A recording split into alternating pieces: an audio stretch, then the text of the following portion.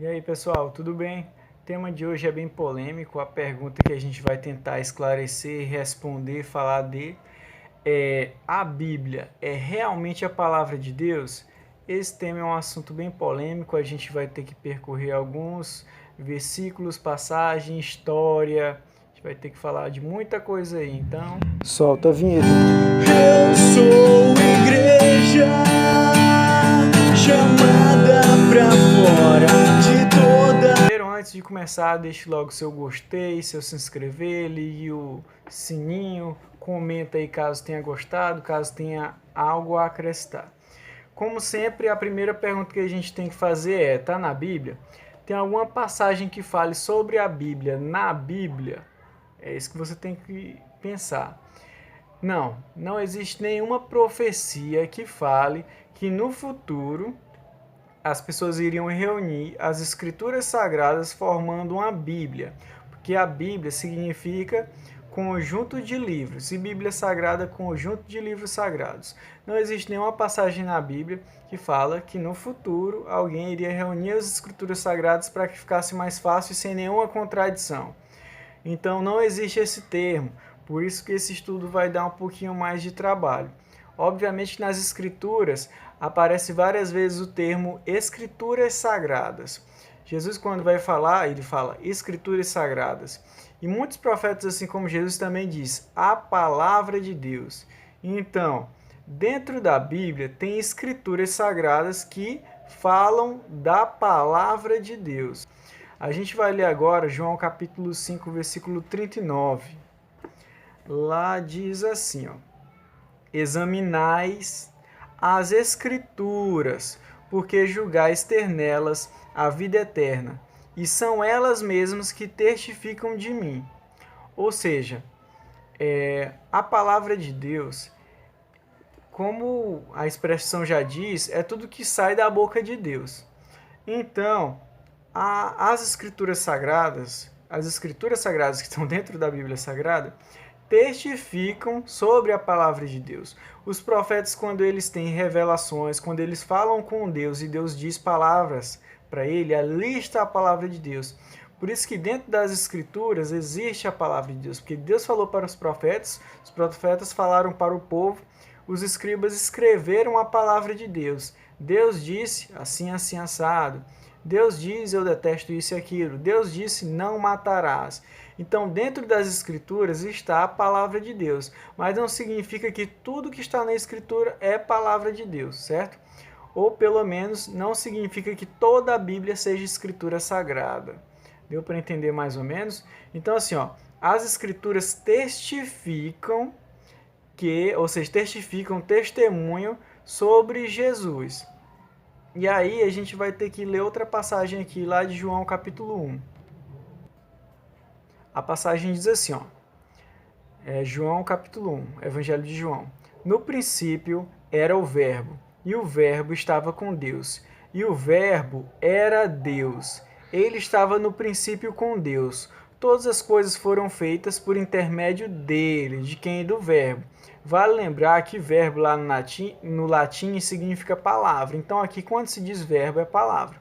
Então a palavra, todas as coisas foram feitas por intermédio dele. Dele quem? Do verbo, da palavra. Lembra lá que em Gênesis, Deus quando vai criar as coisas do planeta, o universo, ele cria tudo com as palavras, né? Diz, faça-se sol, vez sol. Faça-se a terra, faça o firmamento. Ele fala e as coisas acontecem, enfim. Ele não diz faz sol não, tá bom? Mas tudo que ele diz que para criar é criado. Traz à tona as coisas que não existem, né? Todas as coisas foram feitas por intermédio dele, e sem ele, sem o verbo, sem a palavra, nada do que foi feito se fez. A vida estava nele, e a vida era a luz dos homens. A luz resplandece nas trevas, e as trevas não prevaleceram contra ela. Ela quem? A luz, o verbo, a palavra de Deus. Houve um homem enviado por Deus, cujo nome era João. Este veio como testemunha para que testificasse, testificação lá, a respeito da luz, a fim de todos virem a crer por intermédio dele. Ele não era a luz, ou seja, João não era a luz, mas veio para que testificasse da luz, a saber, a verdadeira luz, que vinda ao mundo e ilumina todo homem. O Verbo, ou seja, a palavra, estava no mundo. O mundo foi feito por intermédio dele, mas o mundo não o conheceu. Veio para o que era seu, e os seus não o receberam. Mas a todos quanto receberam, ou seja, o Verbo, a palavra, receberam a palavra de Deus, deu-lhes o poder de serem feitos filhos de Deus, a saber, aos que creem no seu nome, os quais não nasceram do sangue, nem da vontade da carne, nem da vontade do homem, mas de Deus. E o Verbo se fez carne, e habitou entre nós, cheio de graça e de verdade, e vimos a sua glória, glória como do unigênito do Pai. Ou seja, aqui diz que a palavra se fez carne, o Verbo se fez carne. Qual foi essa palavra que se fez carne? A gente sabe, né? Jesus. Então a resposta para essa pergunta: a Bíblia é a palavra de Deus? Não, não é a palavra de Deus. Ela testifica da palavra de Deus através dos profetas que falaram com Deus e obtiveram a palavra de Deus, e tem testemunho disso, mas a palavra de Deus mesmo exata é Jesus Cristo, certo? Ele é a palavra de Deus. Vamos continuar então. Outra pergunta que o pessoal faz muito, pergunta não, na verdade o pessoal afirma muito, com muita certeza é: não existem contradições na Bíblia. Na Bíblia ela é inequívoca, ela não tem como errar, porque é a palavra de Deus. O pessoal enche a boca para dizer que é a palavra de Deus a Bíblia e diz que não tem como errar, que não tem contradições. Então, a gente vai ler aqui algumas passagens para ver se realmente não tem contradições. Vamos ler lá Mateus capítulo 2, capítulo 21, versículo 19 ao 20. A passagem diz assim, ó: E vendo uma figueira à beira do caminho, aproximou-se dela, e não tendo achado senão folhas, disse-lhe: Nunca mais nasça fruto de ti. E a figueira secou imediatamente. Vendo isto, os discípulos admiraram-se e exclamaram: Como secou depressa a figueira? Foco aqui, ó. Secou imediatamente. Prestaram atenção, né? Vamos ler outra passagem. Marcos capítulo 11, versículo 14 diz o seguinte: Então lhe disse Jesus: Nunca, jamais coma alguém fruto de ti. E seus discípulos ouviram isso. Olha o que diz. Já quando a gente vai lá para o versículo 20, diz assim, ó: E passando eles pela manhã, viram que a figueira secara desde a raiz. Ou seja, a gente tem duas versões. Uma do Evangelho de Mateus, que diz que a figueira secou imediatamente. Já no Evangelho de Marcos, diz que a figueira não fala que ela secou imediatamente, diz que no outro dia, pela manhã, então está só no verso 20, né? Tem outras coisas que Jesus fala, depois que ele falou para a figueira, no outro dia que foram ver. Então, assim, existe uma contradição factual aí. Um diz que secou na hora, o outro diz que só viram no outro dia, certo? Então, há sim uma contradição. Essa contradição é importante? Não, mas eu estou mostrando para vocês que há sim contradição. E aí você pode estar pensando, meu Deus do céu, então tudo é mentira, está tudo errado, é coisa de homem. Não, pelo contrário. Ao invés de tirar a veracidade da Bíblia, ao meu ver, ela dá veracidade à Bíblia. Por quê? Porque se ela fosse inventada, ela seria inventada harmoniosamente. Porque se você vai inventar, você olha e repete a mesma passagem nos outros livros, de forma que ela fique sempre de acordo. Se há contradição, significa que um não foi feito com base no outro. Deu para entender aí? E outra coisa, esses livros, os escribas, quando vão fazer, mesmo os próprios discípulos, eles vão fazer com base no que eles viram ou ouviram de alguém. E é tipo telefone sem fio. Tanto o telefone sem fio no sentido de que a pessoa pergunta para a pessoa e ela diz, não, foi na hora. Aí o outro diz, não, foi no outro dia. Ou também, caso você mesmo tenha visto, diante de tanta coisa que aconteceu, você esquece e acaba falando que não, foi no mesmo dia. Entendeu? Há essa confusão. Mas perceba que há algo que é estável. O que é estável? É a informação de que a figueira secou, entendeu? É que nem quando você vai fazer qualquer investigação policial, também é desse jeito. A base da investigação é se a figueira secou ou não. E nisso os dois certificam, entendeu? Outra passagem bem importante mostra claramente que há sim contradições entre o que as Escrituras dizem e o que Deus quer, lá em Mateus capítulo 19, versículo 7. Porque no discurso de Jesus ele diz que o divórcio é proibido, que ele é pecado. E diz assim, ó, que se o homem repudiar a mulher e ela casar com outro homem, ali está cometendo adultério também, entendeu? E aí os fariseus, eles perguntam para Jesus, indagam sobre isso. Ele diz assim, ó, versículo 7 do capítulo 19 de Mateus. Replicaram-lhe, por que mandou então Moisés dar carta de divórcio e repudiar? Respondeu-lhe Jesus, por causa da dureza do vosso coração, é que Moisés vos permitiu repudiar vossa mulher.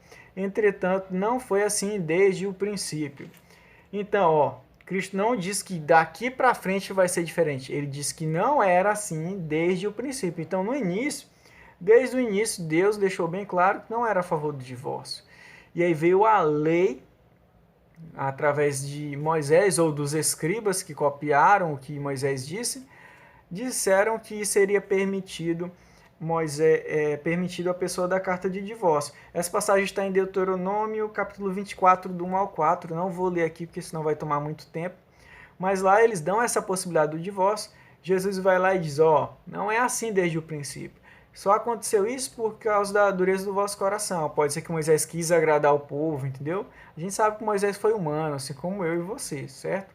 E não tinha todo o conhecimento que Jesus tinha, nem que, eu diria até que a gente tem, já por ter lido tudo isso, e também a questão do Espírito Santo, que para a gente aqui é muito mais simples, né? Mas vale lembrar também que essa questão do divórcio, não foi Jesus que revelou isso só não, tá bom? Outros profetas antes de Jesus também revelaram.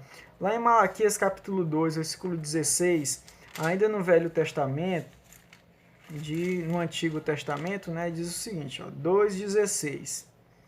Porque o Senhor, Deus de Israel, diz que odeia o repúdio, ou divórcio em algumas versões, e também aquele que cobre de violência suas vestes, diz o Senhor dos Exércitos. Portanto, cuidai de vós mesmos e não sejais infiéis. Então, não foi Jesus que mudou. Deus sempre foi o mesmo. E ele falava para os profetas, assim como falou para Malaquias. Ó, Malaquias, eu detesto o divórcio. Eu odeio o divórcio. Fala aí para o povo. Só que antes de Malaquias, provavelmente ou os profetas não falaram, ou os escribas não colocaram nas escrituras sagradas, porque era muito cômodo para eles a possibilidade de divorciar. Primeiro eu falei de uma contradição factual de história, né? Um disse que foi imediatamente, o outro disse que foi no outro dia. Depois eu citei uma questão de divórcio, bem nítida, bem específica. E você deve estar pensando, bom, beleza, mas não me acrescentou nada, no meu dia a dia eu já sei que divórcio não pode. Mas existem outras coisas que também são contradições que as pessoas ignoram. Provavelmente você está ignorando e é por isso que eu estou aqui para ler, para ver o que é que você acha. Está lá em Efésios, capítulo 2, versículo 8 ao 9. Lá diz assim, ó: porque pela graça, sois salvos, mediante a fé. E isto não vem de vós, é dom de Deus, não de obras, para que ninguém se glorie. Certo? Então está deixando bem claro que a gente é salvo pelo quê? A salvação vem pelo quê? Pela graça, pela fé, e não de obras. Deixa bem claro que não é de obras. Percebeu aí, né? Vamos ler outra. Lá em Mateus capítulo 16, versículo 27, diz assim, ó: porque o Filho do Homem há de vir na glória de seu Pai, com seus anjos, e então retribuirá a cada um conforme as suas obras. Paulo diz que não é mediante obras, Jesus diz que é mediante obras. Há uma contradição. Aí eu pergunto para ti, você vai confiar no que Jesus diz, que é mediante obras, conforme as obras, ou vai confiar no que Paulo diz, que não é mediante obras? Eu tenho quase certeza que você vai ficar com Paulo, e muita gente vai ficar com Paulo, e se você não ficou com Paulo, que bom, certo? Mas isso é uma das coisas que hoje em dia as pessoas não enxergam e tem lá a contradição. Isso por quê? Porque eles enxergam só a carta de Paulo e como eles pensam que não pode, nem existe a hipótese de ter nenhuma contradição, eles não comparam com o restante das escrituras, certo? Então, a pergunta que fica é: Isso torna a Bíblia falsa? Tudo isso que eu li agora? Enfim, a gente tem que responder essa pergunta, né? Quanto à falsa, não torna. Eu acabei de falar a questão da veracidade. Ao meu ver, se você vê que tem um texto que discorda de outro, significa que ele é puro. Quem escreveu aquelas ideias ali são pessoas diferentes, então tem uma veracidade nisso. Não é alguém que, vou escrever aqui o Evangelho de Mateus, minha ideia é essa e essa. Vou escrever aqui as cartas de Paulo, minha ideia vai ser essa e essa. Porque se fosse algo inventado, ele iria obrigatoriamente concordar com a religião, para que a religião sobreviva. E a gente viu que não é assim. Agora tem outra pergunta que a gente tem que responder. A Bíblia mente? Porque se há contradição, um dos dois está mentindo. Se um diz que essa parede aqui atrás é amarela e o outro diz que é vermelha, um dos dois está mentindo. Ou é amarela ou é vermelha. Se Jesus diz que é mediante obras e Paulo diz que não é mediante obras, então um dos dois vai estar mentindo, não é isso? Não é essa a lógica? Mas aí como é que a gente sabe disso? A Bíblia fala que ela mente. Existe alguma passagem? Vamos ver lá Jeremias capítulo 8, versículo 8. A passagem diz assim, Como, pois, dizeis, somos sábios, e a lei do Senhor está conosco, pois com efeito a falsa pena dos escribas a converteu em mentira. Então os escribas, que é o pessoal que sabe escrever e sabe ler também, que escrevia o que aconteceu com o pessoal, aqui diz que eles converteram a lei em mentira. O que é a lei? A lei é lá Gênesis, Êxodo 20 e tudo mais. Então está dizendo que os escribas, sim, eles na hora lá de transcrever, eles acrescentaram, tiraram palavras, mentiram. Não estou dizendo que você não deve ler o Antigo Testamento, veja bem. Eu estou dizendo que houve alterações, sim. E se você ler Êxodo 20, que são os 10 mandamentos, você vai ver que tem total lógica, é bem tranquilo. Então naquilo eu não vejo nenhuma mentira e não há contradição. Total que Jesus fala dos 10 mandamentos. Mas existem sim outras passagens que há mentira. E é onde você vai ter que ter o seu discernimento para entender. Então sim, a resposta é, a Bíblia mente? Ela diz que sim. Eu acredito no que ela diz. E aí cabe a você pensar se acredita ou não no que a Bíblia diz, mesmo quando ela fala dela mesma. O que as escrituras sagradas falam sobre a própria escritura sagrada, certo? Deu de entender? Outra passagem que vale a pena a gente ler é em Jeremias capítulo 23, versículo 21. Diz assim, Não mandei esses profetas, todavia eles foram correndo. Não lhes falei a eles, contudo, profetizaram. Mas se tivessem estado no meu conselho, então teriam feito ouvir as minhas palavras ao meu povo, e o teriam feito voltar do seu mau caminho e da maldade das suas ações. Então, os profetas que deveriam levar a mensagem de Deus para o povo, eles iam assim diz o Senhor, e começava a falar várias coisas que não eram de Deus. Por isso que lá em Levítico você vai ver muitas barbaridades lá e tem dizendo assim diz o Senhor, e Deus não disse nada, certo? Tanto pelos escribas quanto por profetas também.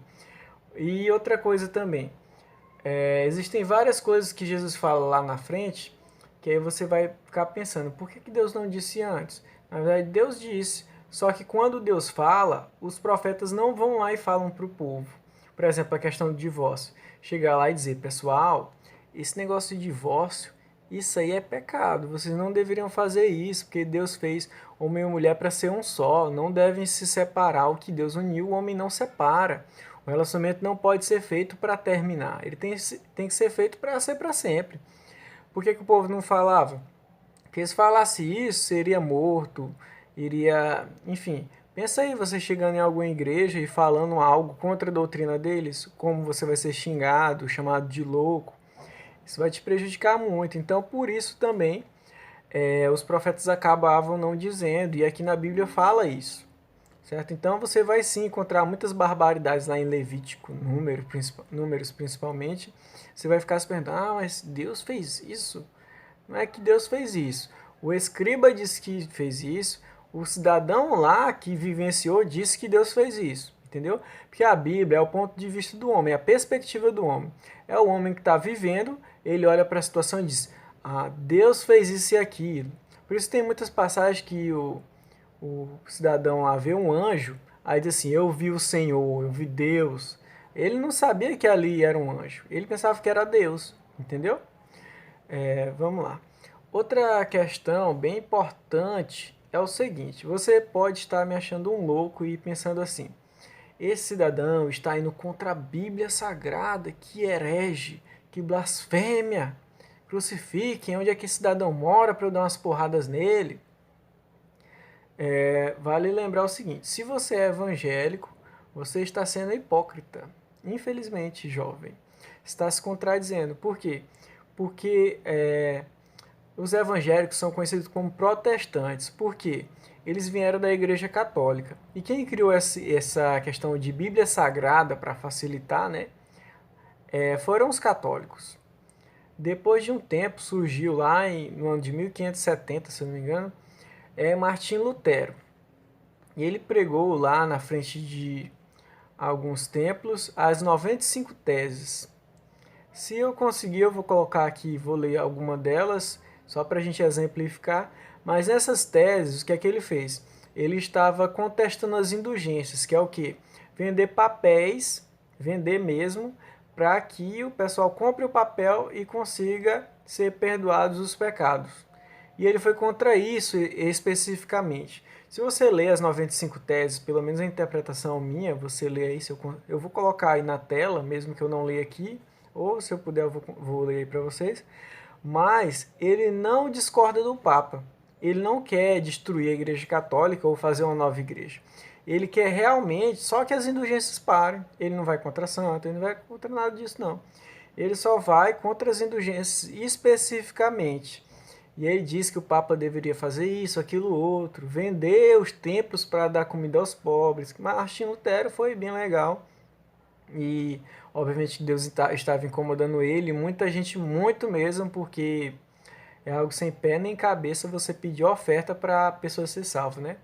Hoje o povo faz isso aí, né? Só que é para pedir oferta para ser curado. Irmão, na medida que você dá, é a medida que você colhe, esse tipo de coisa. Aí o que aconteceu?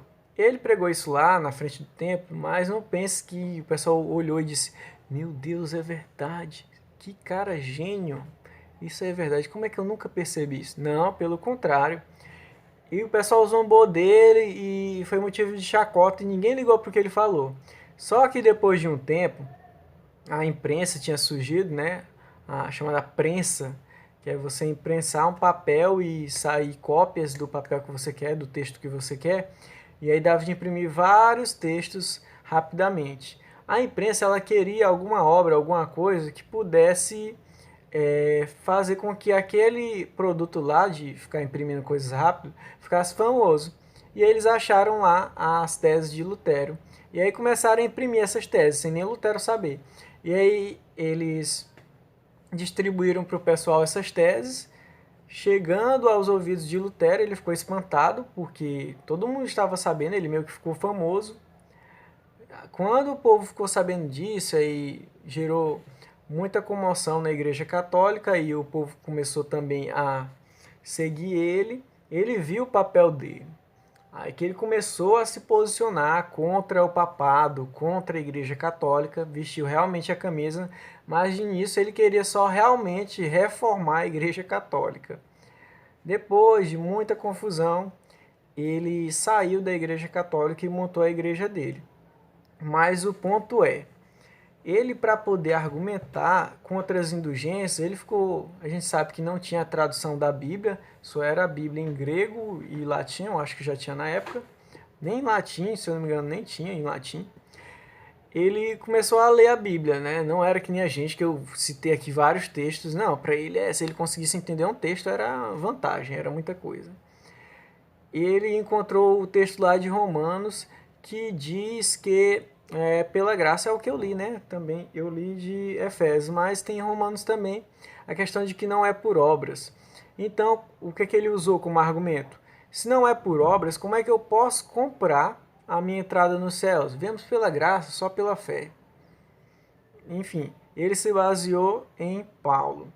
Essa é a historiazinha de Martinho Lutero, e ele foi contra também as escrituras tidas como sagradas.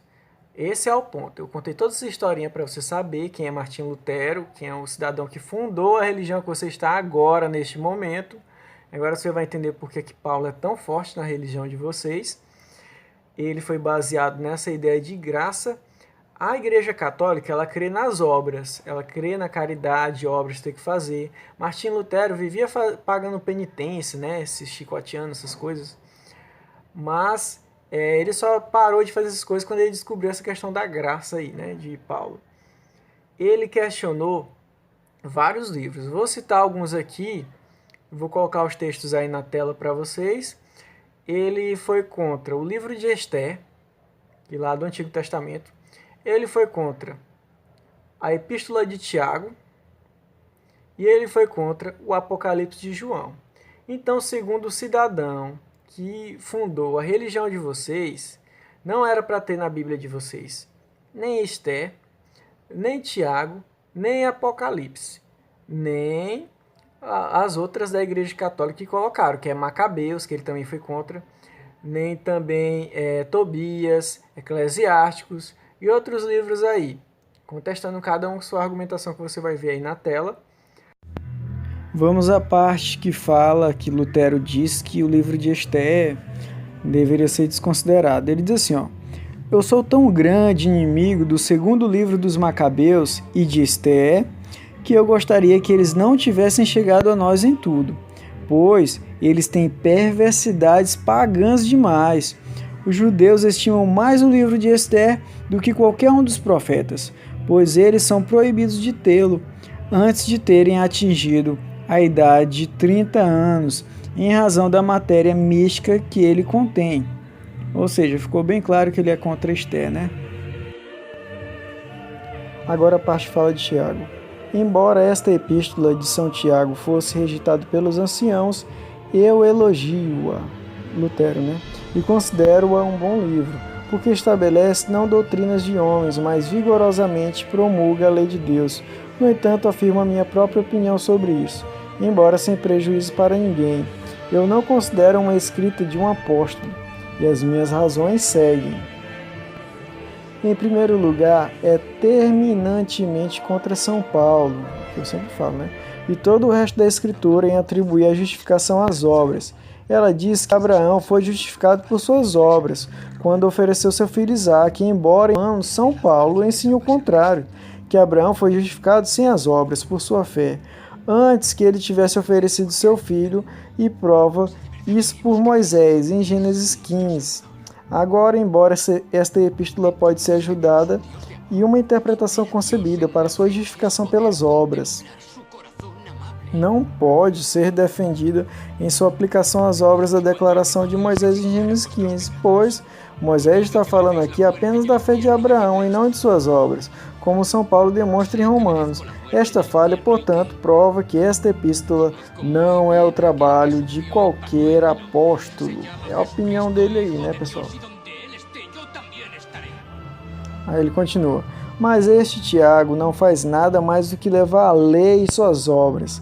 Além disso, ele joga as coisas juntas muito caoticamente, que me parece ele deve ter sido algum homem bom e piedoso, que pegou alguns ditos dos discípulos dos apóstolos e assim os jogou no papel. Ou talvez tenha sido escrito por alguém com base em sua pregação. Ele chama a lei de lei da liberdade, embora Paulo chama de lei da escravidão, da ira, da morte e do pecado. Então, percebam que ele deixa bem claro que há uma contradição. Só que entre Tiago e Paulo, ele fica com Paulo. E ele não compara em nenhum momento com Jesus aí, né? Sendo que Jesus falou que irá retribuir segundo as obras. Quando Lutero vai falar de Apocalipse, ele diz assim, ó: sobre o livro do Apocalipse de João, deixo todos livres para terem suas próprias opiniões. Eu não obrigo ninguém a seguir minha opinião ou julgamento. Eu digo o que sinto. Eu sinto a falta de mais de uma coisa neste livro. E isso me não faz considerá-lo nem apostólico nem profético. Ou seja, ele está dizendo que não é nem de apóstolo nem profecia. Ele explica lá depois que é porque no livro só fala de visões e que nenhum outro texto da Bíblia, nenhum outro profeta fala só de visões.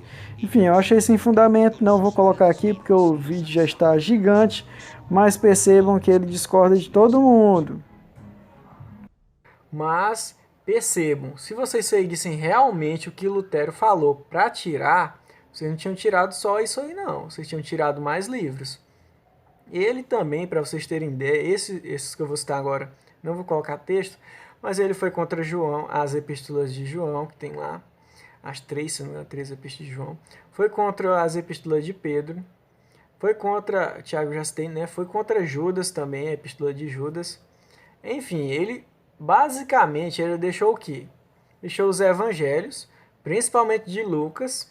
Lucas, presta atenção. Lucas deixou as cartas de Paulo, e nem todas elas, que ele contestou algumas também das cartas de Paulo. E, no caso, só esses dois e o Antigo Testamento. Só que vamos pela lógica. Tem o Evangelho e tem Paulo. Só isso que ele queria deixar. E, segundo a teoria de Paulo, Jesus veio para abolir o Velho Testamento. Então, o Velho Testamento ficava lá só de enfeite mesmo. E o que ele queria que vocês seguissem? Evangelho de Jesus e as cartas de Paulo. Sabe qual era a argumentação dele, que vocês viram aí no texto de Tiago? Porque Tiago vai claramente contra Paulo. Porque Tiago diz que é segundo obras e Paulo diz que é segundo fé. Ele também fala isso dos outros textos, falando que isso está errado porque eles estão dizendo que é por obras e eu sei que não é por obras. Ele argumenta que nós devemos fazer o quê? Que é o que eu digo para vocês. Nisso eu concordo com ele no que ele fala. Nós devemos comparar qualquer livro, qualquer escritura com Jesus. Se der certo, aí beleza. Mas se não der certo, descarta. Isso eu concordo plenamente. Mas quando ele fala isso, ao invés de comparar com Jesus, ele compara sempre com Paulo. Porque essa questão da graça é de Paulo. Então ele sempre está comparando os textos com Paulo. Quem é a favor do que Paulo diz é a Escritura Sagrada. Quem não é, então corta fora. Entendeu? Tem um problema muito grande aí. Tá lá no livro de Conversas de Mesa. Você pode achar no site Bible Research. Enfim, vocês podem se atentar quanto a isso também, pois, segundo Martinho Lutero, não teria nenhuma dessas outras epístolas e cartas que não são de Paulo. E aí vem a seriedade de tudo que eu falo. Eu falo sempre quanto a questão de sistema, religião, porque o sistema te prende. Por exemplo, você vê, foi lá em 1570 o cidadão foi contra a Igreja Católica e montou um sistema, uma religião baseada em Paulo. Explicitamente baseado em Paulo. Mesmo sendo errado, porque a gente sabe que o fundamento, a pedra principal é para ser Jesus. Só que até hoje, mais de 500 anos depois, o pessoal continua cometendo o mesmo erro, que é colocar Paulo como alicerce. Então, tal que nas igrejas, provavelmente a sua, o pessoal está dizendo que basta fé, levantar a mãozinha, não precisa fazer nada para ser salvo. Somos salvos mediante a graça.